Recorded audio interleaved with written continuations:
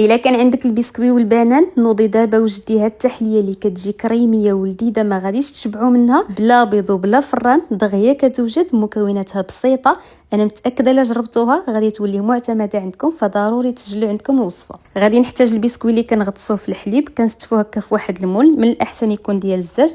كنديروا هكا جوج طبقات وكنخليو المول ديالنا على جنب. كناخذ واحد الكاسرول كندير فيها الحليب، النشا، السكر، وكندير هنا واحد الفلون ديال الفاني. كنحركو كلشي مزيان، كنديروا الكاسرول فوق النار مع التحريك المستمر حتى كتعقد لينا الكريمه. من بعد كنزيد كميه ديال البسكوي مع علبه ديال الكريمه السائله الخاصه بالحلويات. انا دائما كنستعمل هذه ديال الاولى، جربوها في هذه الكريمه راه كتجي رائعه بزاف. صافي كنخلط جميع المكونات كيف كتشوفوا معايا، كنكب الكريمه ديالي فوق الطبقه ديال البسكوي وكنخليوها على جنب حتى كتماسك.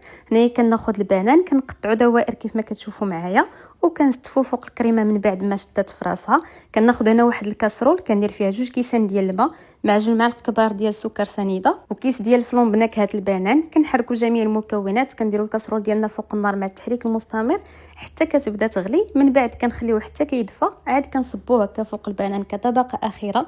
كنخليو الطورطه ديالنا حتى كتبرد مزيان مزيان وكنقدموها بالصحه والراحه. راه ما نعاودش لكم اللذه اللي كتجي فيها، جربوها وردوا عليا وبالصحه والراحه، وما تنساونيش من لايك الفيديو.